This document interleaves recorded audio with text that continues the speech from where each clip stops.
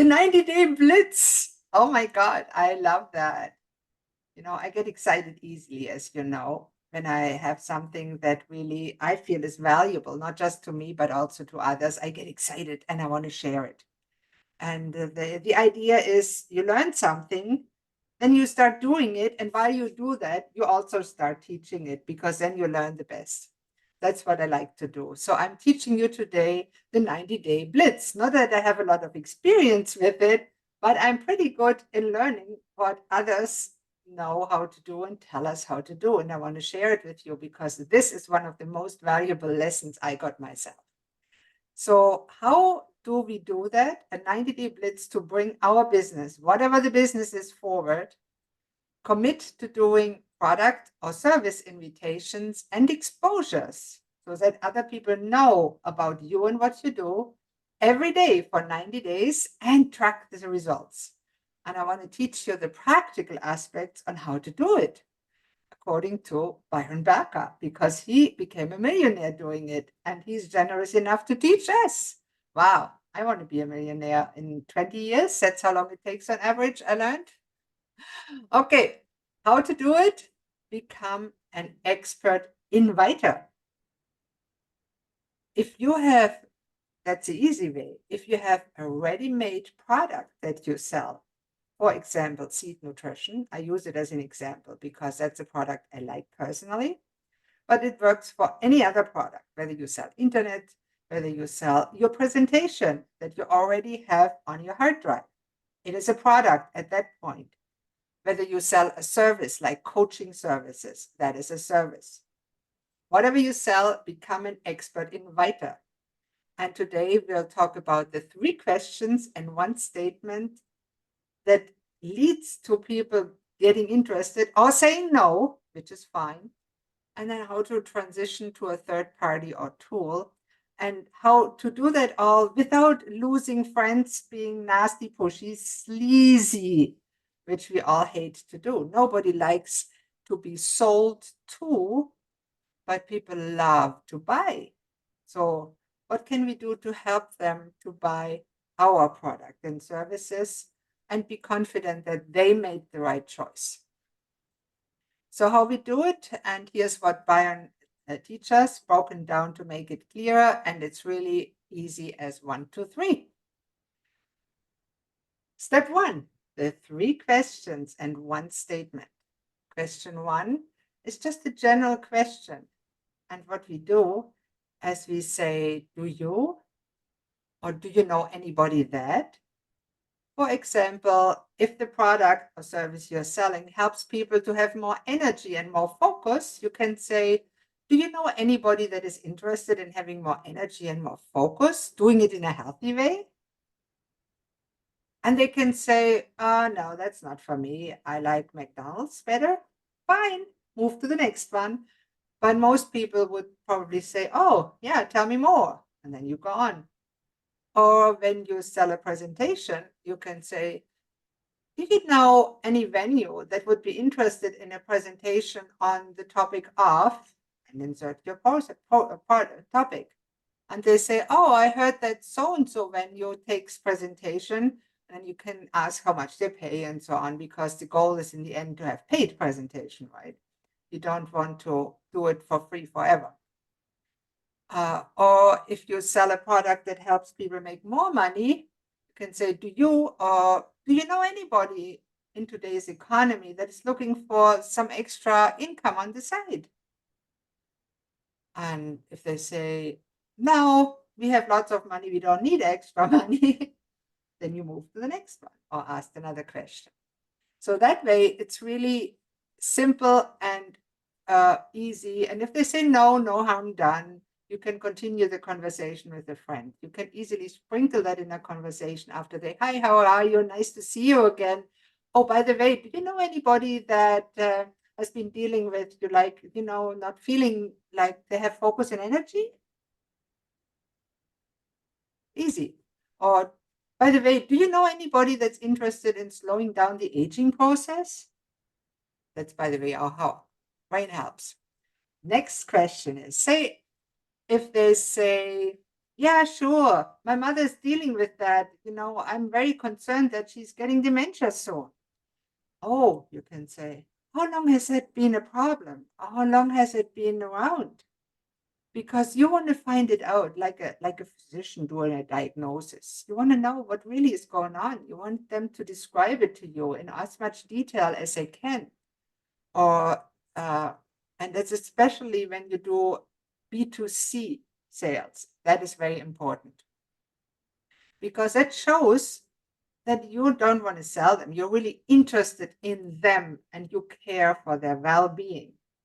And that's for anybody that's working in the wellness industry, that is an important consideration because we truly want to help others. But on the other hand, we don't want to push it on them because not everybody is interested in actually getting well. And that's fine. They may say, but then when it comes down to it, they don't do the things that they need to do. That happens a lot. So really, we are trying to meet a need. We are trying to find out, is there a need? And if not, your product or service is not for them. When you offer a presentation and ask them, do you know a venue? Or you go to the venue and you ask the venue, are you interested in the presentation? And they say, no, we are closed. We have presentations lined up for the next 5 years. Well, this is not the venue you should be spending your time on, right? You need a venue that has openings where you can get in. Because in the end, when it's getting B2C, you want to talk with people. And even if you sell to business, you're always talking to the person in front of you. Don't forget that. They are the hero. And what we are trying to do is giving them the hero story, making them the hero, because they meet the person and they drink the drinks, they eat the things they eat, and then, or they show the presentation that you offer for sale, or they take the product or services you do. And because of that, they get superpowers. They get what they want. They get more money. They get more exposure. Everybody says, wow, that was a great presentation. That's what you want. It's about them and what they want. And in every movie that we've seen, first, the hero comes from a bad scenario. They meet somebody, something happens, and things change, and they are the hero. That's exactly what we want to give to our prospects or the person we meet. And the next question, that after they tell you exactly what they need, if it goes on like that, you say, okay, so that's a problem. Say, I have openings in my calendar. I need presentations. What have you tried to fix it so far? Well, I talked to everybody. They have nothing good that fits in my content calendar. Or I've tried to get more energy by buying every supplement on the world on Amazon. My cupboards flow over and I'm still tired every day.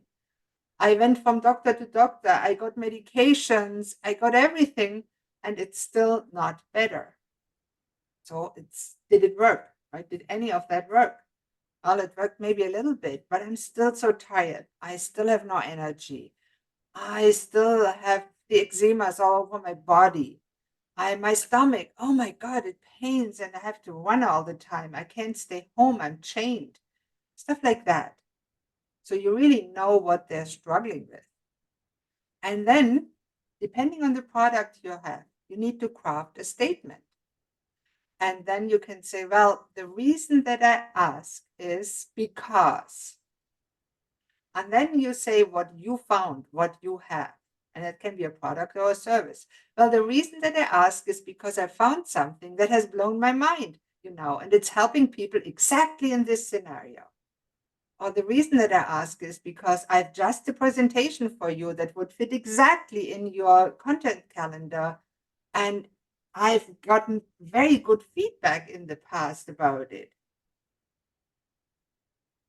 And then you can follow up with an ask.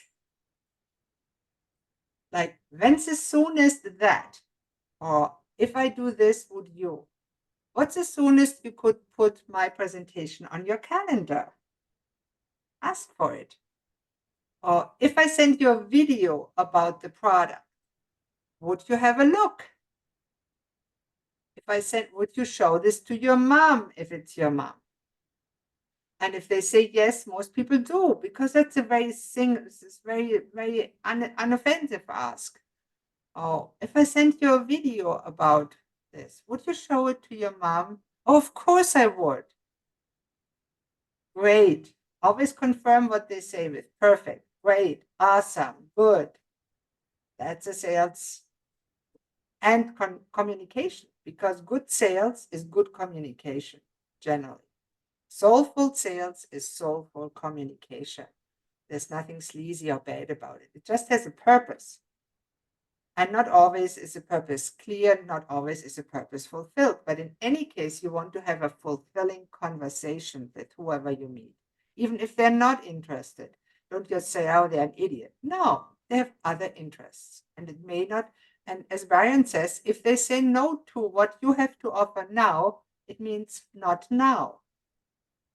And you can offer it again later on if suitable. And that applies to anything, because it's really, that is simple, right? You don't want to do a sleazy sales pitch. You want to sound and feel like you have a genuine interest in what they are doing, what they are wanting, what they're doing right, and you have a genuine interest in helping them. And I assume that we all have a genuine interest of helping others. And I've listened to many excellent salespeople, and good sales means that you get more of what you want if you help others get more of what they want. That is good sales. Now, then often you transition to a third-party tool. You could have created that yourself as a presentation or video, or you could have somebody that is your manager in a company, or your friend, or your upline or downline when you are in a multi-level business, and whoever, somebody else that you know, that knows the business, that knows the product or service, or a thing that you have that confirms what you do. You can send a video of your last appearance. Can I send you a video of that? Or can I give you a link to my website so you can have a look what I've done in the past? Can I send you my Media One sheet when you're a presenter? And of course, they say yes, because they want to learn about it at that point. And then you follow up right after to answer questions and do the first attempt to tie down. And we'll talk about that a little bit more in part. When it comes to Rain International, it's a 3-way call or chat with another Rain partner. Because most of the time, you are not that credible if you don't know the person. But the more people are involved, the more you have credibility. For example, you have a TEDx talk that you did that you can share. You have a public appearance with feedback that you can share. You have a Media One sheet with feedback that you can share. Stuff like that is quite important. Yes, Sarah? What does the acronym RAIN stand for? It's a good question. It's really just a company name. Okay. It's a seed nutrition company, and many people here, like Jackie and Emily and me, we offer their products. They are very helpful for many issues like age defying and giving more energy. It's not for everybody, but I personally have looked at many supplements. I love them. And Okay, thank you. no problem. And they give you all the tools. And I've seen how much easier it is when you have a product that's already done for you with all the marketing done for you. So after they looked at the video, or after the third party helped you to present, or after you sent them the link with the proof, your Media One sheet with the feedback, your video of your presentation, you can call them if possible, go to them, or send them a text message or email and ask, hey, I just wanted to follow up. What did you like best about what I sent you? Whatever it is.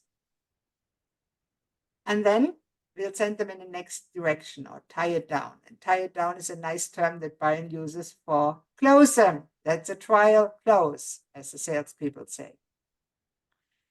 Because the question is not really, do they like what I like? But the question is, do they like what they see? What they see, not what I know, what they see. Now, the step 3, of course, is addressing concerns. And it's always good to assume that they want it. And then we'll talk about how to address concerns and how to tie it down.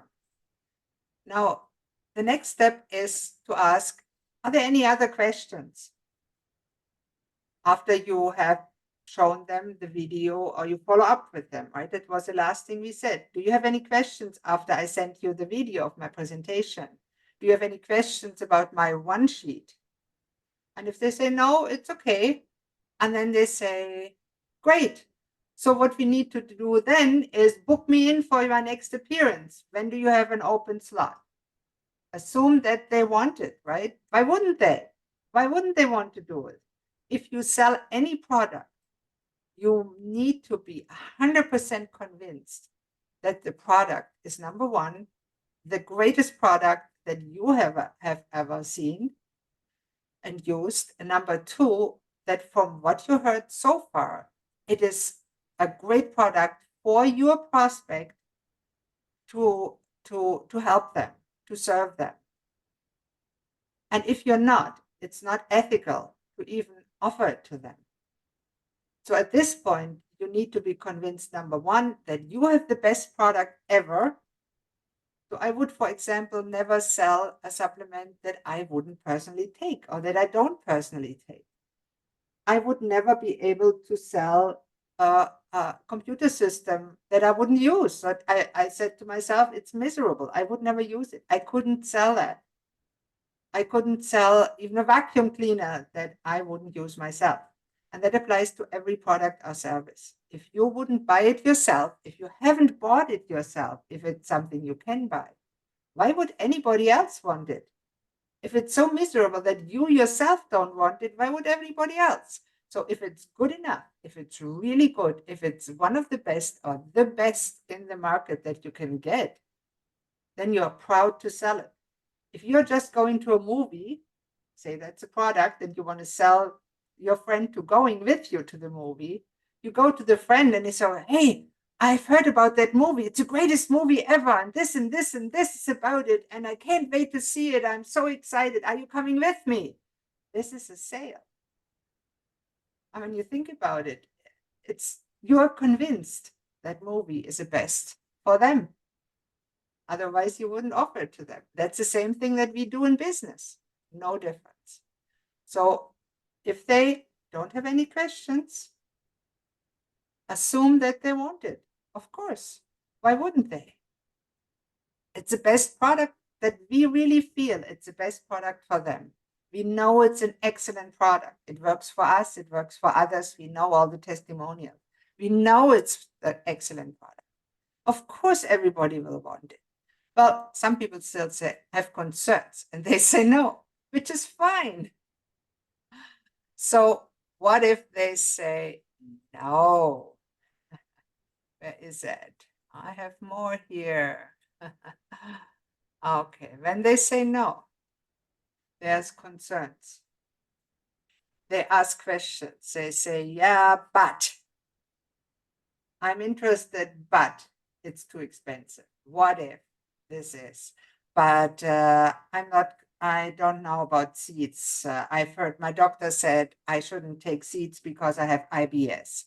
And so most often we may not know the answer, and then it's okay to ask somebody else that may know the answer. That applies to yours too, because that is concerns, objections is the same.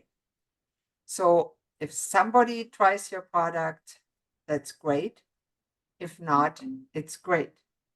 It's important to not go into any sales situation with the expectations that or the need to sell it. It's bad. You have to go in with whatever happens is great. I just want to offer it, and then they make their decision. And whatever it is, yes or no is fine. Because we have to be efficient with our time. Whether the answer is yes or no, doesn't matter. The worst outcome for us is maybe, because then you waste your time with saying, well, then they say, I'm not interested, right? It's the most common thing that's a maybe. I'm not interested. Right now, I'm not interested. And you can't make them interested if they're not interested. That means you haven't explained the benefits enough. If somebody tells you I'm not interested in what you have to offer, it means I haven't seen enough benefits for me to be interested. And that's okay. Sometimes it's them, sometimes it's us. And when you start as a salesperson, there's a lot of I'm not interested you get because you are not able to explain the benefits in a way that they see it. And it's okay because we'll be honest about what we say and what we offer because we care about them. And I care about the product, I care about what we're doing. And if I really believe in them, I'll try to get a commitment and get a no or a yes. Either one is fine, not a maybe. And so you can say something, well, I like it. And how about you try the product first? And sometimes they say, oh, no, I don't want to try it. And always agreed, oh, absolutely, yeah. I understand where you're coming from. You probably tried enough products and they didn't work, or sometimes it doesn't, and it's fine. But besides that, is there anything else holding you back? So whatever they say as a yeah, but why they don't want to do it, acknowledge it, agree to a certain extent with them. Yes, it's a valid concern. But besides that, is there anything else holding you back? And repeat that process until there's nothing else. And besides that is a great phrase. And yes, it's product specific how you address objections because it depends on the features.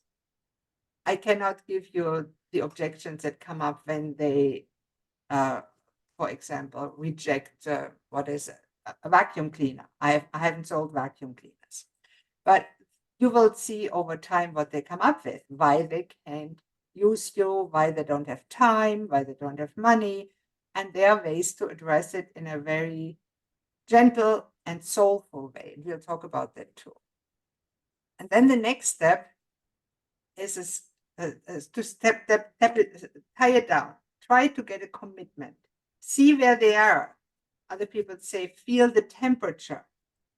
I say, okay, just suppose we send you the product and you have these experiences like the many other people having, like I'm having. Suppose that happens for you. Is there anything that would hold you back from doing this? And at that point, they will tell you either, no, nothing would hold me back. Yeah, I want to do it. And then you enroll them, and we'll talk about how to do that in whatever, or you let them pay, send them the payment link, or they tell you another concern, another objection that you want to do. And that's where it comes to, the famous sentence, always be closing. No, but you always try to get a commitment to make them say no or tell them everything that's holding them back if they're still in conversation. And basically until they stop answering your phone call. That's when you made a mistake and didn't get a yes or no.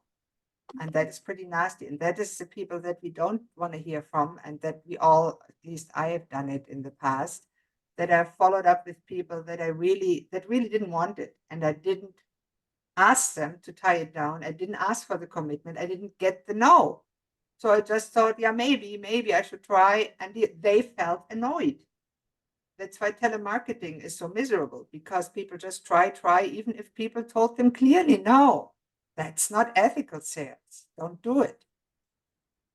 And you don't want to waste your time, and you don't want to waste other people's times. So not the wannabes.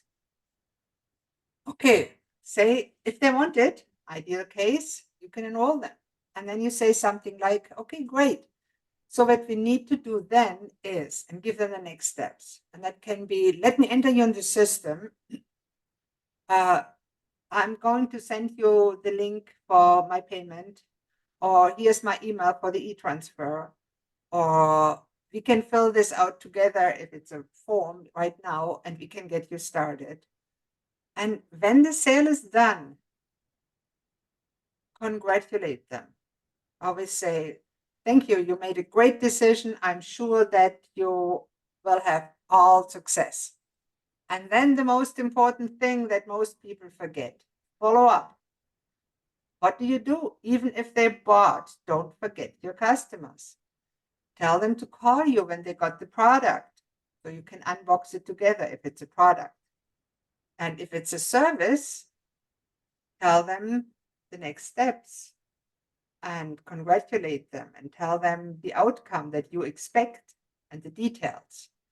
And if it's a product that gets shipped, call, text, emails after a few weeks, after your presentation, same thing, after the presentation happened. Call the venue and say, how did it go? How was the feedback? And if it's a subscription, get the subscription renewal date and call them a few days before the renewal to see how they are doing. And if they are no, you still want to follow up, but first you get permission. And that also shows you how interested they are. And you say, hey, if this thing continues to go like I think it's going to go, or if I have another presentation with a different topic, if this continues to change people's lives like it's been doing, is it okay? You can say something like, if I just tap you on the shoulder in a couple of months and let you know how it's going, or ask you if another slot is opening up. This is very good. And they say, yeah, sure. And then you have permission to follow up. And if they say, no, I'm really not interested in your presentations anyway, then you know where you stand. And you strike them off your list and go someplace else. It's always good. And now you have the permission, and then you follow up. Anytime something newsworthy happens, either in a product, you have a new product, a new system, or for a presentation, I have a new presentation. Hey, I know the timing wasn't right a while back, but just a quick question.